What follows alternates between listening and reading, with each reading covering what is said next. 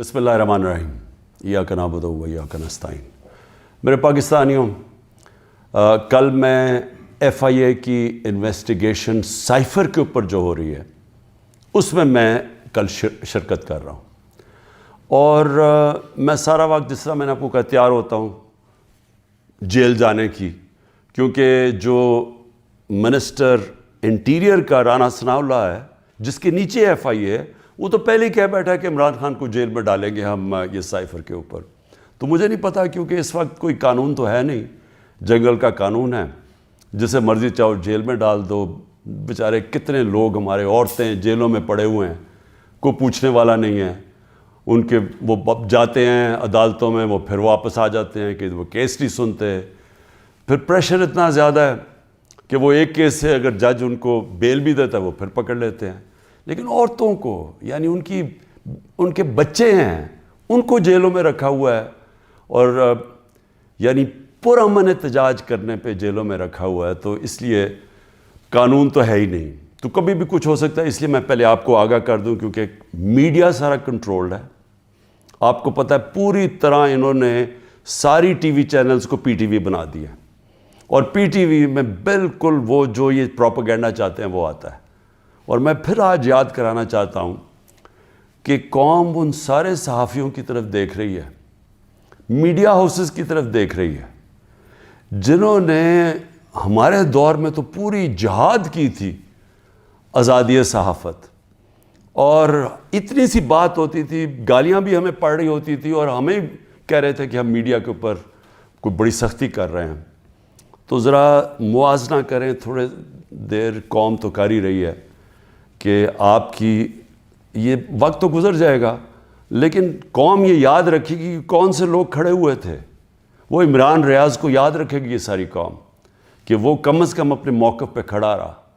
इस मुल्क के अंदर जो सहाफ़ी होते हैं, जो एक जहाद करते हैं हक़ और सच के लिए, जिस तरह अरशद शरीफ थे, कौम इनको हमेशा याद रखेगी। अरशद शरीफ शहीद को, वो जो 4 जर्नलिस्ट मुल्क से बाहर चले गए, लेकिन उन्होंने कॉम्प्रोमाइज़ नहीं किया। उन्होंने किसी प्रेशर में आके राय हक से नहीं उतरे। वो जिनको यहाँ मारें पड़वाई गई, जलील किया गया, और वो जो जिनके बड़े नाम हैं और पुराने सहाफ़त में नाम है, हम तो कौम उनको भी देख रही है और उनको सलाम कर रही है, और उनको भी देख रही है जिनके ज़मीर मर चुके हैं। तो मैं FIA का ज़रा आपको समझा दूं कि ये केस है क्या। ना तो अभी तक मुझे कोई क्वेश्चनर मिला है कि ये मेरे से क्या पूछना चाहते हैं, तो मेरी कोई तैयारी नहीं है। लिखा ये हुआ है कि जी अपने साथ डॉक्यूमेंट्स लेके आएँ। मुझे यही नहीं पता कि आपने पूछना क्या, तो डॉक्यूमेंट्स में क्या लेके आऊँ। और फिर से मैं ये कह दूँ कि आपके इंटीरियर मिनिस्टर तो फैसला कर बैठा है, वो तो जज, जूरी, एक्सिक्यूशन है कि जेल में डाल रहे उसको। तो आपके लिए इशू है क्या। साइफ़र फिर से मैं आपको याद करा दूँ, साइफ़र होता क्या है। एक खुफिया जो कम्युनिकेशन होती है, खुफिया जो पैगाम भेजा जाता है, पाकिस्तान के एम्बेसडर्स जो फ़ॉरेन ऑफिस को पैगाम भेजते हैं, वो एक खुफिया कोड के मुताबिक भेजते हैं, उसको साइफ़र कहते हैं। तो वो जो साइफ़र होता है, ये बड़ा ज़रूरी है आपने समझना, वो वाकई उसको सीक्रेट रखना, उसको खुफिया रखना बहुत ज़रूरी है। क्योंकि एक दफ़ा वो कोड दुनिया को पता चल जाए, तो सारे जितने भी आपके एम्बेसडर्स खुफिया मैसेजेस भेज रहे होते हैं फ़ॉरेन ऑफिस बाहर की दुनिया से, वो सारे पब्लिक हो जाएंगे, जिस तरह विकी लीक्स के अंदर पब्लिक हो गए थे। याद रखें, विकी लीक्स में अमेरिकन एम्बेसडर्स जो डॉक्यूमेंट्स भेजते थे, जो कम्युनिकेशन भेजते थे अपने स्टेट डिपार्टमेंट को, वो सारे पब्लिक हो गए थे।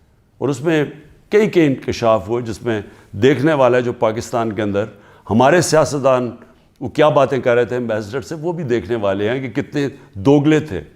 और उन्होंने, मैं ये अल्लाह का शुक्र है, मैं ये कहता हूँ, उन्होंने कहा कि एक आदमी है जो हमारे से बात करता है, वो पब्लिक से करता है।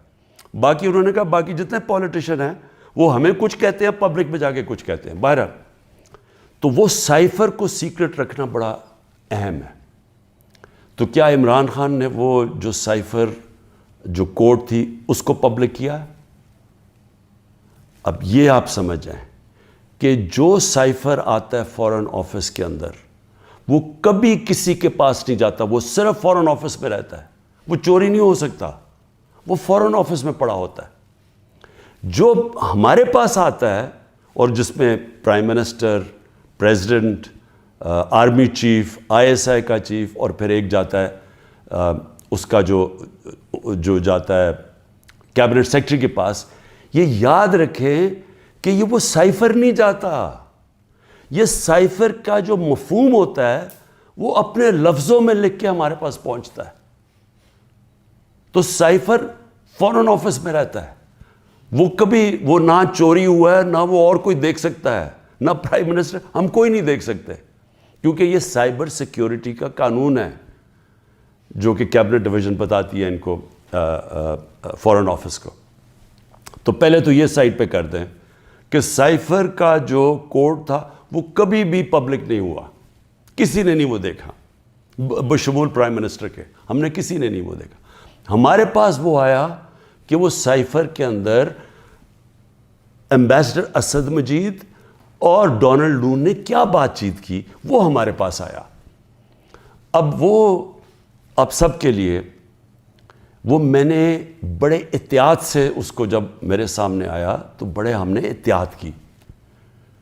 کیا کیا ہم نے؟ سب سے پہلے اس کو فیصلہ کیا آپس میں کہ ہم یہ پبلک نہیں, ابھی اس کے اوپر بات نہیں کریں گے, کیونکہ OIC کی کانفرنس تھی پاکستان میں 22 اور 23 مارچ کو, تو سائفر آ چکا تھا 6 مارچ کا. ہم نے اس کانفرنس کی وجہ سے ہم چپ کر کے بیٹھے رہے کہ کیونکہ باہر سے منسٹر آ رہے ہیں اور شور میں جاتا ہے اس کا, تو ہم نے کہا ملک کو نقصان پہنچے گا. حالانکہ جو سائفر کے اندر چیزیں ہیں وہ میں آپ کو بتاؤں, اس سے بڑا نقصان ملک کو کیا پہنچنا تھا کہ پوری سازش ہوئی گورنمنٹ گرانے کی, رجیم چینج کی. 27 تاریخ کو میں نے جلسے میں جو ایک کاپی لہرائی وہ سائفر نہیں تھا, جو سائفر کے اندر پیغام تھا, تو وہ میں نے بتایا. اور میں نے تب بھی محتاط رہا, میں نے یہ نہیں بتایا کہ میں نے کہا یہ بڑا سینسٹیو ہے, میں نے لکھ کے بتایا کہ میں صرف کوئی غلط بات نہ کہہ دوں, کیونکہ انٹرنیشنل ریلیشنز ہیں, ہماری دوسرے ملکوں کے ساتھ تعلقات ہیں, وہ نہ خراب ہو جائیں. اس کے بعد میں نے کیبنٹ میں رکھا, کیبنٹ کے سارے ممبرز کو بتایا گیا کہ یہ سائفر آیا ہے, اور یہ سمجھ لیں کہ یہ کتنی بڑی اس ملک سے, میں سمجھتا ہوں کہ یہ کتنی بڑی ملک کی توہین ہوئی کہ ایک باہر کا ایک آفیشل وہ پاکستان کے ایمبیسڈر کو کہہ رہا ہے کہ اپنے پرائم منسٹر کو اگر تم نے نہ ہٹایا, ووٹ آف نو کانفیڈنس, جو پھر سے میں یاد کرا دوں کہ ابھی آئی نہیں تھی, تو پاکستان کے لیے مشکلات ہوں گی, اور اگر اس کو ہٹا دیا تو سب کچھ معاف ہو جائے گا. یہ تھا سائفر میں. اور جو ایمبیسڈر تھے, پھر سے میں آپ کو بتا دوں, اسد مجید, انہوں نے لکھا اس میں کہ میرے خیال میں تمہیں اس کے امریکہ کے خلاف ان کو پروٹیسٹ کرنا چاہیے, ڈیمارش کرنا چاہیے کہ یہ کبھی اس طرح کی زبان استعمال نہیں ہوتی, ایسی دھمکی نہیں دی جاتی. میں پہلے کیبنٹ میں رکھتا ہوں, پھر 28 مارچ کو نیشنل سیکیورٹی کاؤنسل میں رکھتا ہوں, اور وہ نیشنل سیکیورٹی کاؤنسل میں سارے سروس چیف ہوتے ہیں.